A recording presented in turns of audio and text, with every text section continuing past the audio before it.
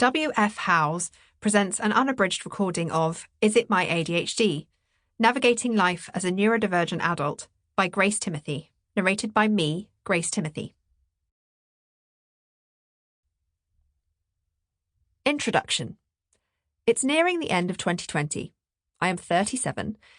I'm in the UK, which is in between lockdowns, thanks to the outbreak of COVID-19. I'm in a hospital, which is the last place I want to be during a pandemic. My husband Rich works in this one as a neurophysiotherapist and has said that the numbers of COVID patients in the intensive therapy unit are creeping up steadily now the kids are back at school. I'm here to see an ear, nose and throat, or ENT consultant, about my dodgy hearing. Until today, all appointments have been held over the phone, which is fairly pointless when you consider the problem. But here I am, 6 months later, restrictions have been momentarily lifted, so I'm sitting in front of the consultant for the first time. My once blonde hair has 6 inches of dark roots across the crown, a tally of the time I've spent in lockdown, which is to say all the days since the 23rd of March.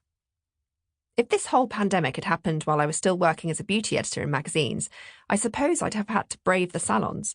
But it's now been over a year and a half since my last commission for a newspaper, and 7 months since my last sponsored social post was cancelled, and I've been happily hiding ever since.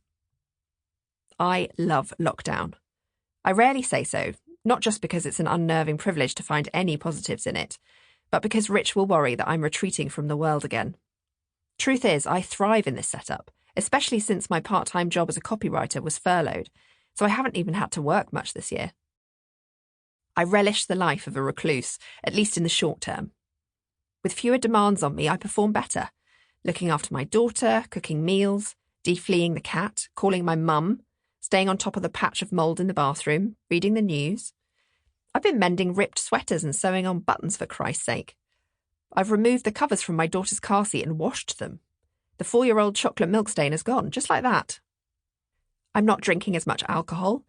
I've sown seeds and tended to them properly until they were 7-foot-tall sunflowers. I've never been this person before. When the world opens back up, she'll be forgotten. It's no wonder I'm irritable then, having to creep out of my hiding place to come to this appointment.